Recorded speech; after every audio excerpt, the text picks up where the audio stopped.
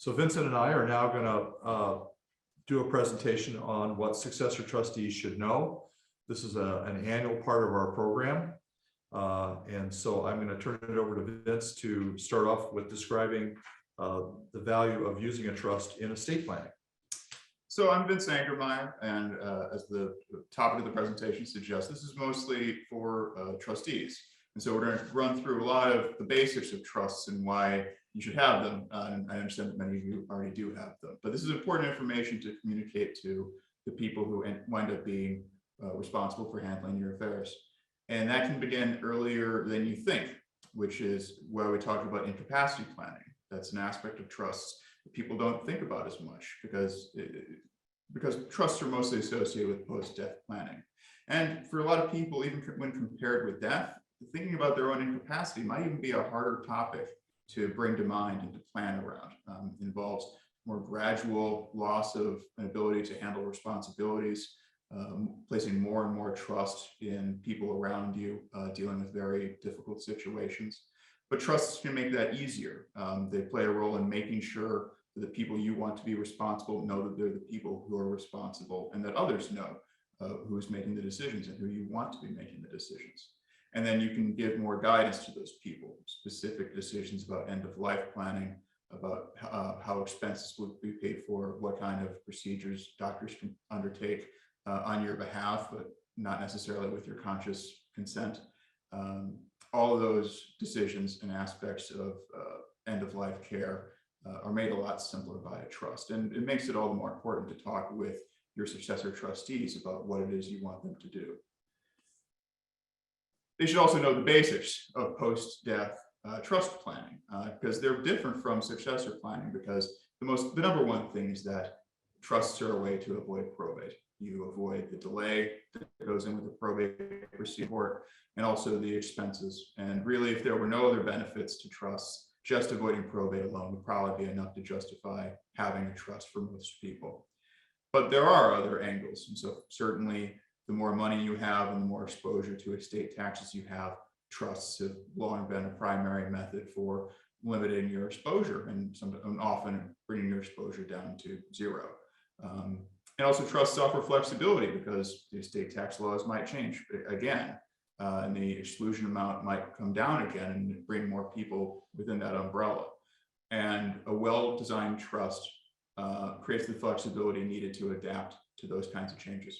It also helps you anticipate scenarios that actually are unanticipatable, like if your beneficiaries start running into large expenses, if they face a costly divorce or liability for a car accident or malpractice or something like that. Trusts provide a great degree of asset protection, which is very useful in those situations. And really the primary benefit is that it helps make your wishes follow through, even when unfortunate things happen long after your death. And with that, I'll move back to Mark. So we're going to now talk about what happens when you are stepping up as the successor trustee because someone in the family has passed away. So the successor trustee is to wind up the affairs of the deceased trust maker, and there's going to be a little bit of a list that we're going to go through of things that are going to happen.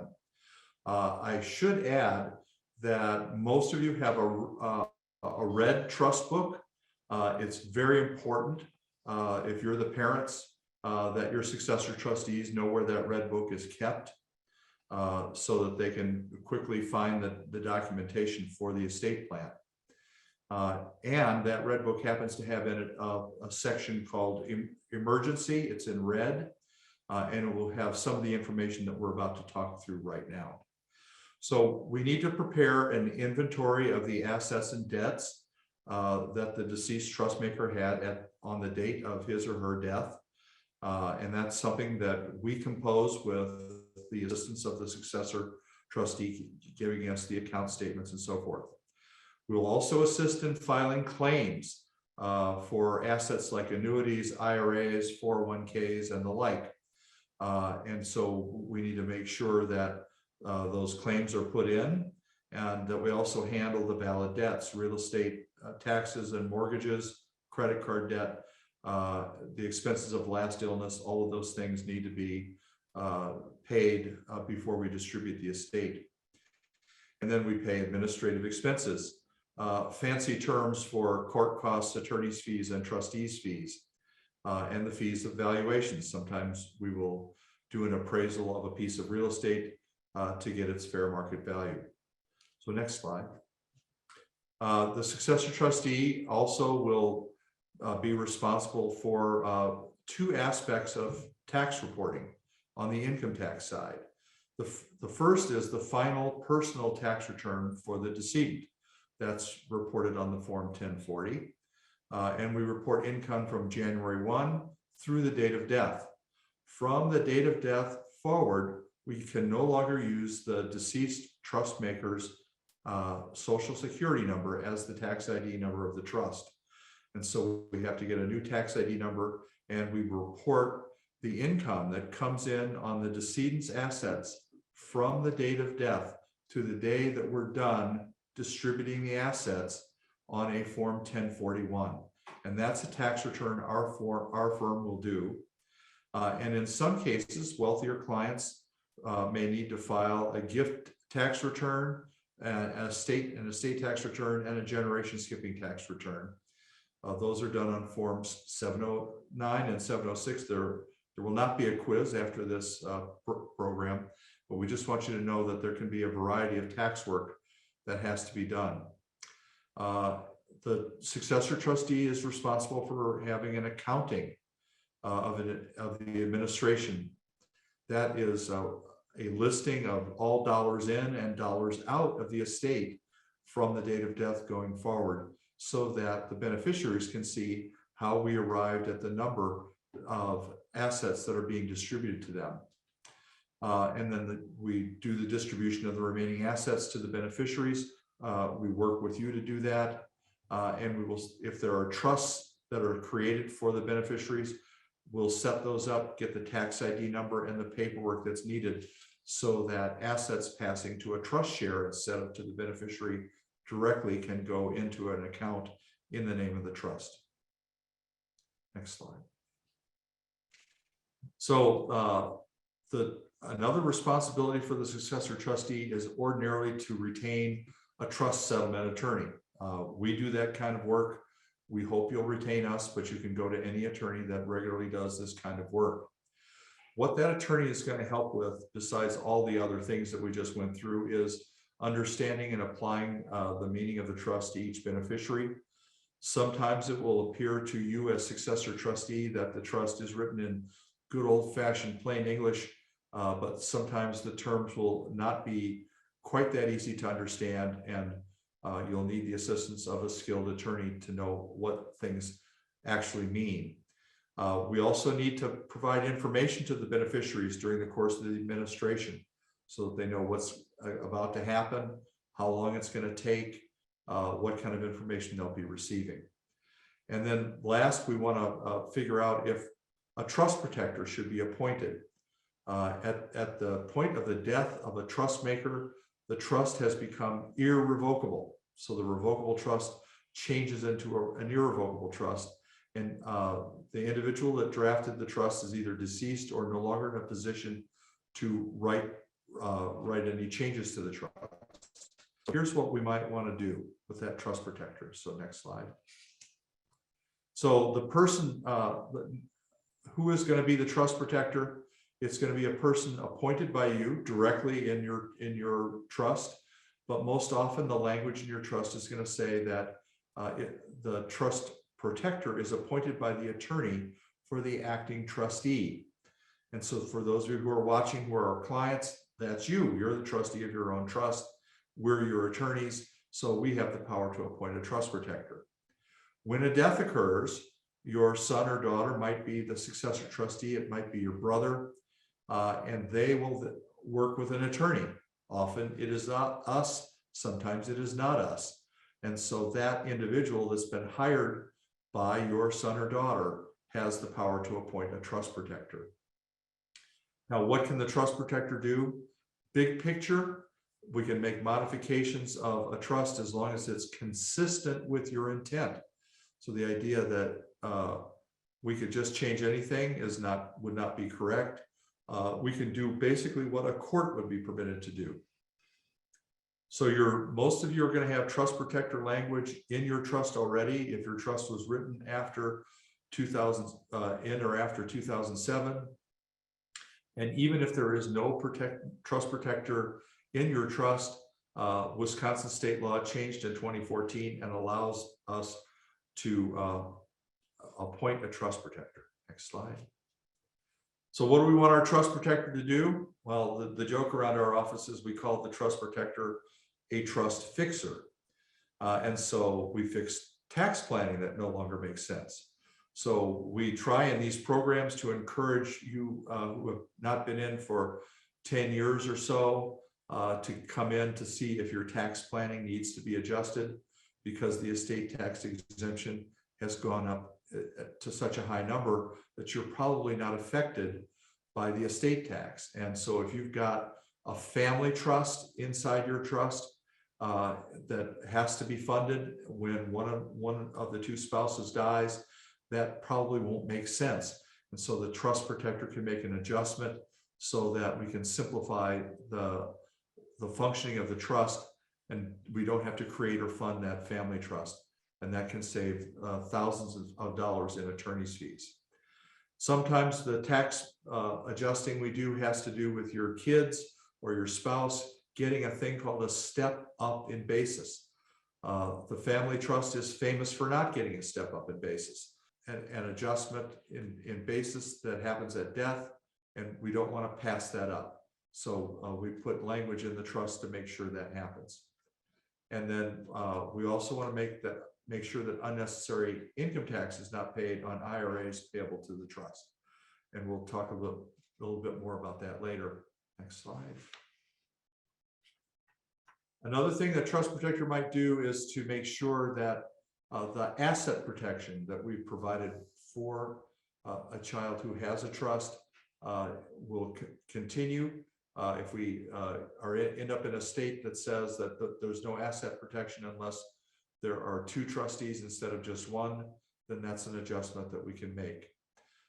We also want to make sure that the beneficiary's inheritance is protected from a Medicaid spend down.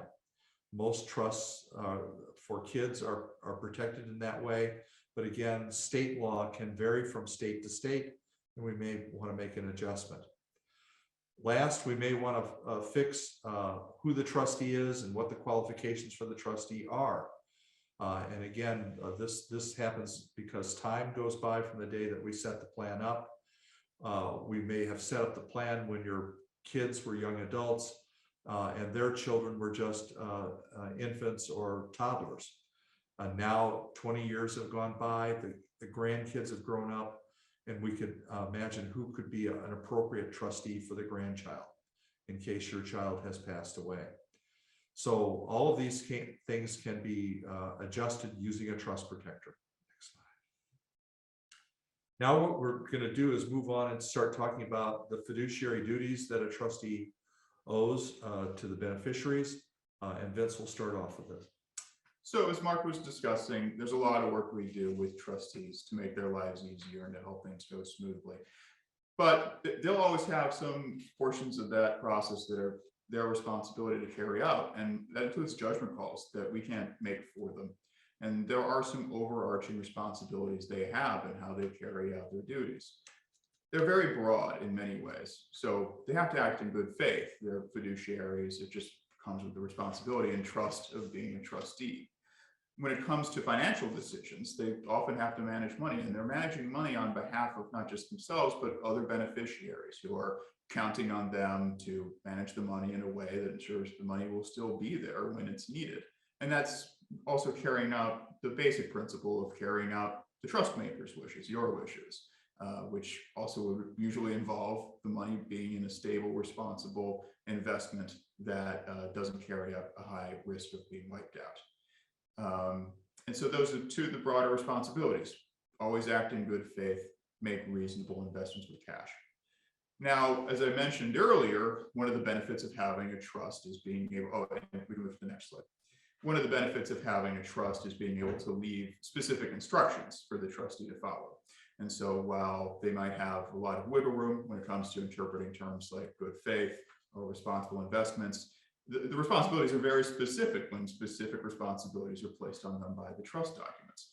And that's where we would help to a fair degree, because there's fewer judgment calls to make. It's more checking boxes through a list and making sure that the nuts and bolts of the trust agreement are carried out and money goes to who it's supposed to go to and is used for the purposes it's supposed to be used for. And then next slide. And that brings us to the major limitation, because in terms of being protected by good faith, one of the easiest ways to be shown to be not acting in good faith is when money is managed by the trustee in a way that primarily benefits the trustee to the exclusion of others. And one of the number one ways to break that rule unintentionally is to commingle funds. And that's why our law firm, we handle money in trust for clients, but we do not commingle the funds, because that's really the number one way that attorneys get in trouble with ethical bodies and with clients, is by commingling funds and losing track of which money is, their money and which money is money that they're holding on behalf of other people. And so that's the key thing that we work with trustees to avoid, is to avoid being accused of mishandling funds and to leave the boundaries of good faith. Next slide, Inspector Mark. All right. So those of you who are serving as successor trustees are wondering, am I going to get paid for all of this work? And the answer is yes. You're able to charge a reasonable fee for your services unless the trust says differently. And I can tell you, it's hard for me to remember a trust that I've done in the last few years that did not allow a payment of trustees' fees. But you have to remember that the fees that you receive are reportable on your income tax return. They're taxable income. And then disputes over fees can be decided by court. And you don't have to take a fee if you don't want to. And the people that typically will not take a fee, if it's a surviving spouse, they won't take a fee. Sometimes if it's there are just two beneficiaries and both of you are serving as trustees, you may decline to take a fee because you're going to get the money anyway, tax-free as a distribution instead of having to pay income tax on it. Slide. So do you have to do all this by yourself? And the answer is a resounding no. This is really not meant to be a do-it-yourself project. You're going to rely primarily on the estate planning attorney that assists you, but others will be there to help, including the family's CPA or tax preparer. We often have that individual do that final personal 1040 with the information that we provide to that person. Your financial advisor will help consolidate assets, liquidate things. Same thing with your insurance professional, and a care manager may be involved as well if we've got an individual who is impaired. So the reasonable cost of these services are paid from the trust assets, not from your personal assets. Sometimes at the beginning of an administration, there's no way to get at some of the money without some documentation. And you may advance funds, and that's perfectly okay. And then you'll be reimbursed as soon as we can. The attorney's fees for the work generally will range from about 1.5%, and that's going to save at least 1% compared with a probate. So if you save 1% on $1 million estate, you just save $10,000 in fees.